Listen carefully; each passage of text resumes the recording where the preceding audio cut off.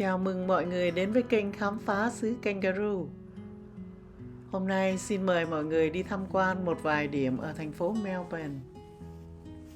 Bây giờ đang là mùa đông, lá vàng rụng đầy lối đi. Trên cành thì chỉ còn vài lá trơ trụi thôi. Đây là tòa nhà Royal Exhibition Building ở Melbourne. Là một trong những tòa nhà mang đậm tính cách lịch sử và kiến trúc ở thế kỷ 19 còn tồn tại trên thế giới. Được xây dựng vào năm 1879 và hoàn tất trong vòng chưa đầy 18 tháng bởi kiến trúc sư Joseph Reed với kinh phí rất lớn thời bấy giờ. Ông cũng là người thiết kế Thư viện Tiểu bang Victoria và nhà thờ Chánh tòa Anh giáo St. Paul Cathedral, Melbourne. Ngay sau khi hoàn thành, building được tổ chức triển lãm quốc tế Melbourne vào năm 1880 như một phần của phong trào triển lãm thế giới vào thế kỷ thứ 19. Vào ngày 9 tháng 5 năm 1901, tòa nhà được tổ chức lễ khai mạc Quốc hội Liên bang đầu tiên sau khi các tiểu bang được thống nhất thành liên bang. Sự kiện này khiến nó trở thành một biểu tượng quốc gia quan trọng. Trong suốt thế kỷ 20, tòa nhà được sử dụng cho nhiều mục đích như triển lãm, bệnh viện tạm thời hoặc các sự kiện cộng đồng. Theo thời gian, nhiều nơi bị xuống cấp và nhờ nỗ lực của các nhà bảo tồn vào những năm 1980 cho tới 1990, công trình bắt đầu được phục hồi và trùng tu nghiêm túc. Năm 2004, tòa nhà được UNESCO công nhận là di sản thế giới, đánh dấu tầm quan trọng toàn cầu của nó trong lịch sử kiến trúc và triển lãm quốc tế. Hiện nay, tòa nhà được quản lý bởi Museum Victoria và vẫn được sử dụng cho triển lãm thương mại, hội chợ nghệ thuật và văn hóa.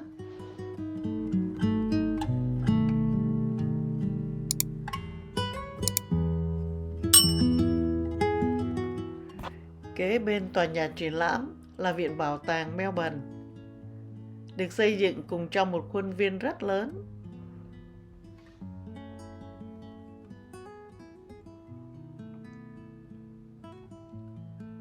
Kia là lối ra vào của Bảo tàng Viện. Và đó là những em học sinh được thầy cô giáo đưa đi tham quan, học hỏi.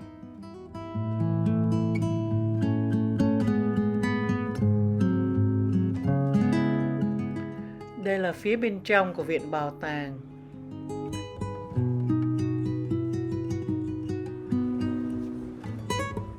Và cũng có quán cà phê cho khách tham quan.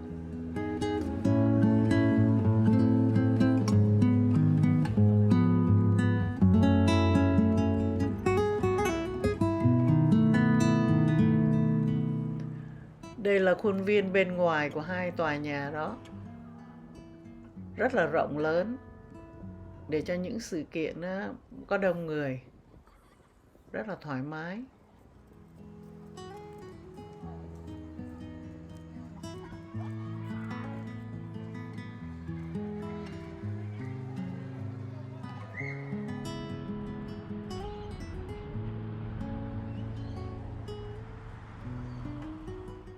Bây giờ chúng ta đi tham quan nhà thờ Chánh tòa Melbourne.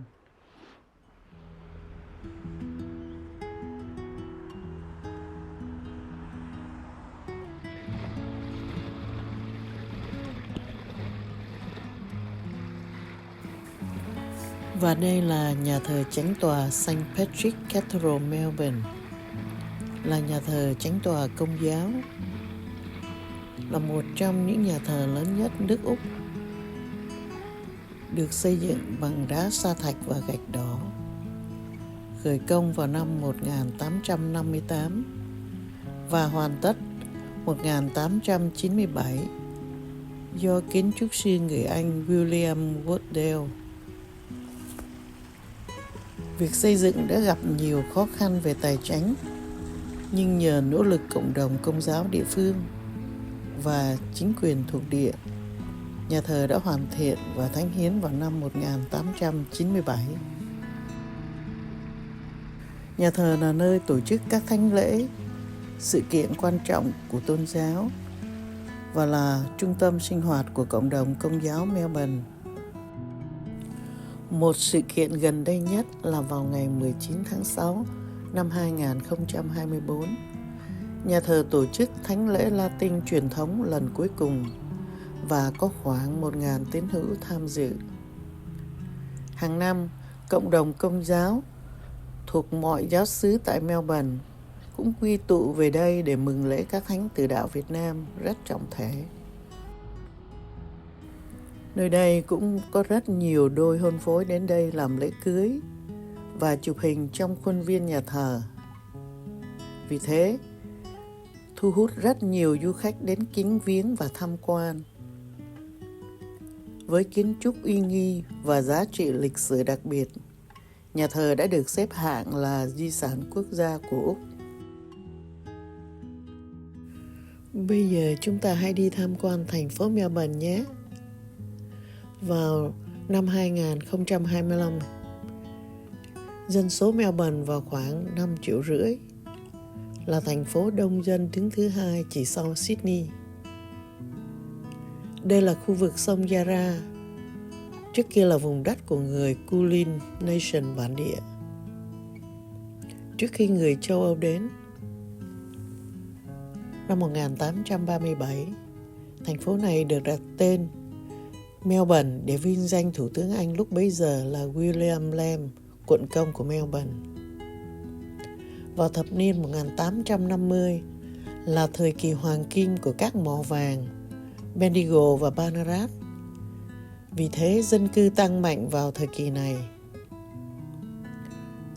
Năm 1851, Victoria tách khỏi New South Wales và Melbourne trở thành thủ phủ của tiểu bang Victoria.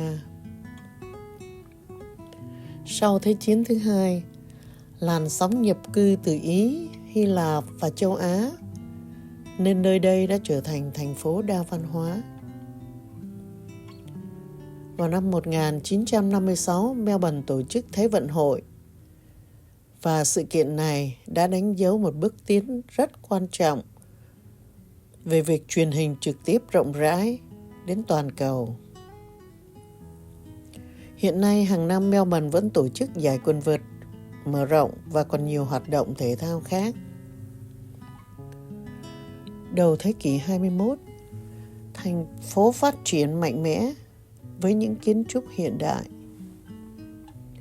Vào năm 2008, Melbourne được UNESCO công nhận là thành phố văn học và liên tục đứng đầu thế giới về chỉ số đáng sống.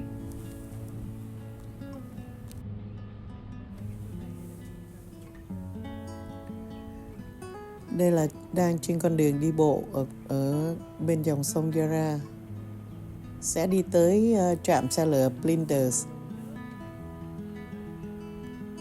Vì mùa đông lên những cây không còn lá.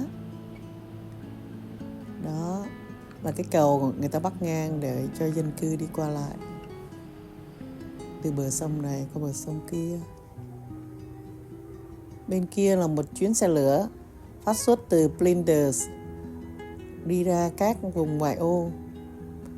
Đó là một chuyến xe lửa ở trên cao, còn rất nhiều ở dưới lòng đất.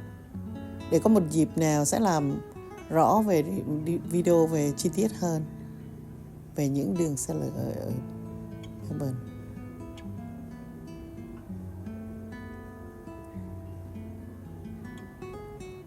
Xa xa kia là một nhà triển lãm.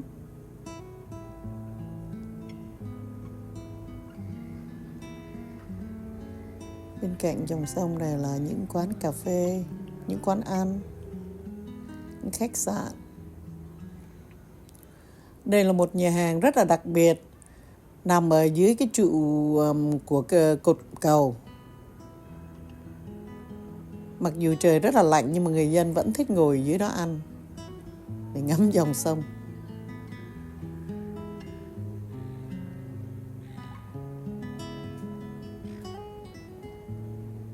Những xây cất của Melbourne vừa có hiện đại mà vừa có cổ kính. Đây là một trong những chiếc tàu chở du khách đi tham quan dòng sông này. Một tuyến như vậy là 1 tiếng đồng hồ và giá vé khoảng $40 Úc cho một người.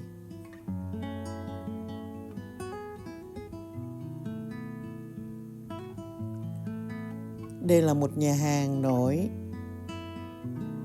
nhưng mà rất là lớn,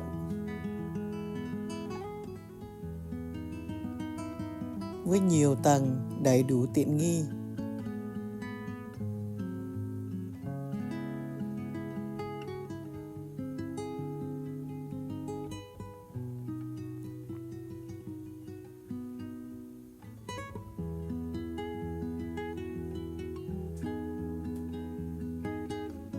Đây cũng là một nhà hàng khác nữa nè. Đó, bên trên người ta vẫn để không gian mở.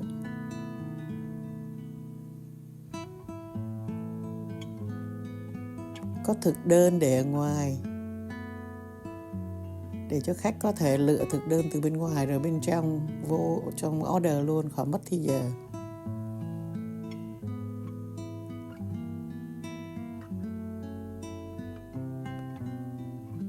Đây là trên cây cầu. Hồi lúc nãy mình có đi qua, trên đó sẽ có những cái bảng để viết về các nước, dân số bao nhiêu, nói những ngôn ngữ gì. Trong đó có Việt Nam nữa.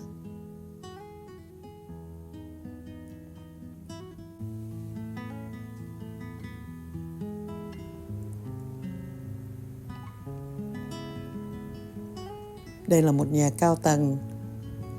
Họ trang trí bằng mấy chú ong.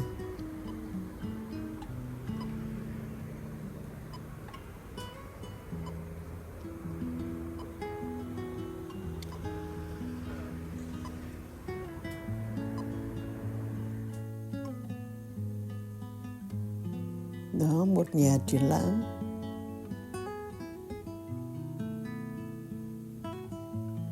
Xa kia là vòng xoay để lên ngắm cảnh toàn thành phố Melbourne.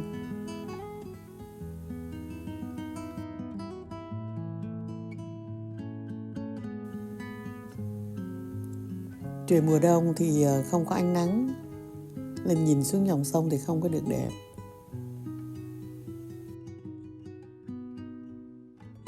Bên đó là một nơi gì thủy cung mà, để cho đa số là du khách đến và các em học sinh đến tham quan các loài cá.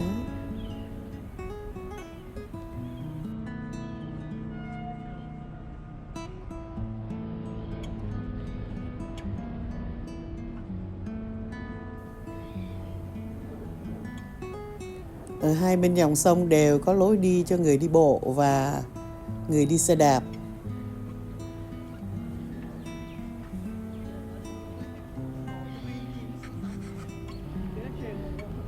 Đây cũng là một nhà hàng ở trên sông.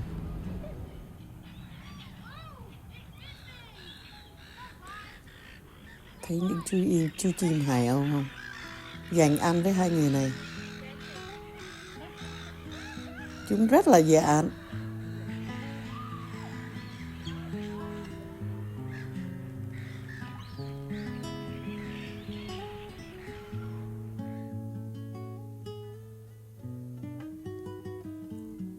Hôm nay ở chỗ này là Federation Square. Có một buổi trình diễn của người thổ dân bản địa.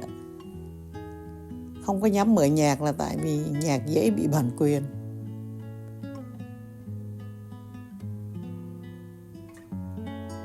Họ trình diễn bằng những loại dụng cụ họ tự làm ra.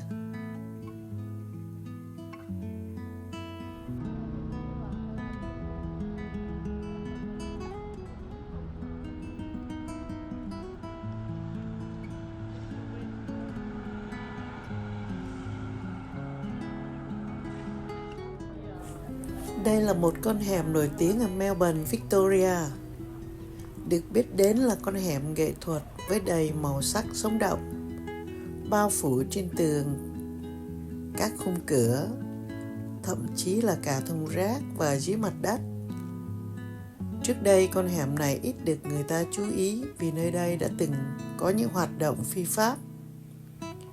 Nhưng từ những năm đầu của năm 2000, Hội đồng thành phố Melbourne bắt đầu ủng hộ nghệ thuật đường phố như một phần văn hóa của đô thị, và từ đó các nghệ sĩ đường phố tự do sáng tạo mà không bị ngăn cấm. Nghệ thuật từ đó luôn được thay đổi với những tác phẩm mới, được vẽ đè lên những tác phẩm cũ, tạo nên sự độc đáo và không ngừng mới mẻ. Phản ánh văn hóa xã hội, các vấn đề thời sự. Đây cũng là biểu tượng sáng tạo đô thị và là một phần không thể thiếu trong văn hóa nghệ thuật đương đại của Melbourne. Từ đó, nơi đây trở thành nơi thu hút rất nhiều du khách.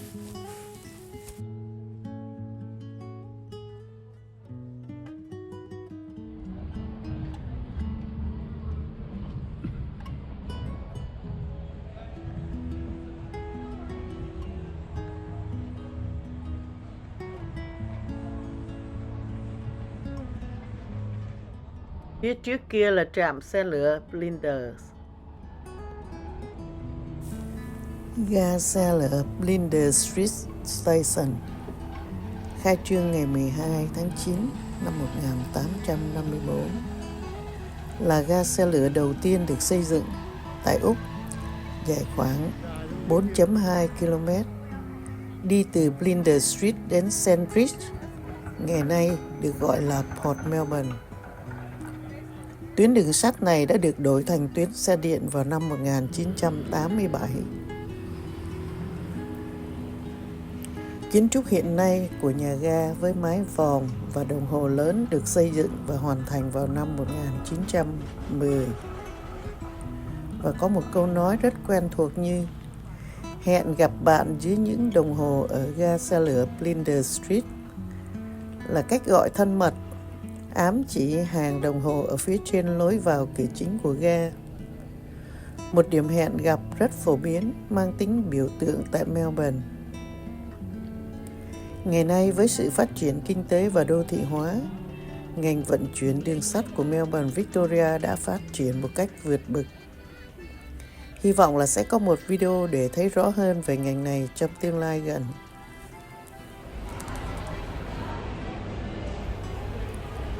Bên cạnh trạm xe lửa thì có những kiosk bán đồ ăn, cà phê, bánh ngọt, có cả sushi. Video đến đây đã tạm dài. Xin tạm biệt mọi người và cảm ơn mọi người đã đồng hành. Xin hẹn lại ở video kế tiếp. Và trên đường về sẽ quay một số hình ảnh để mọi người xem thành phố Melbourne phát triển như thế nào.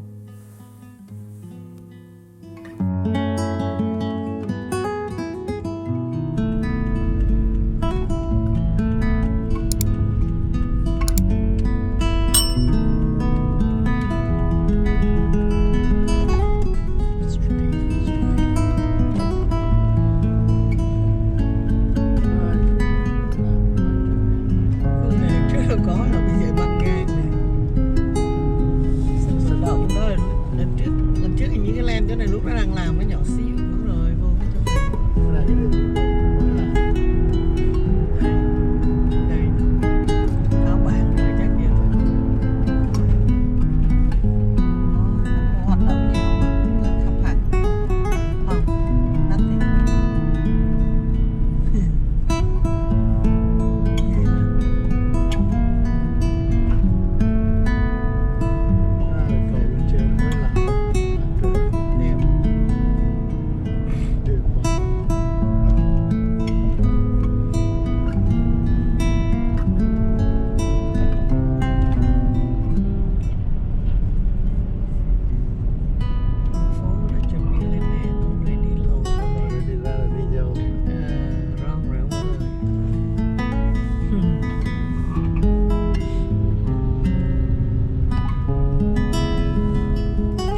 Xanh kia là nó là đi xe đạp ấy.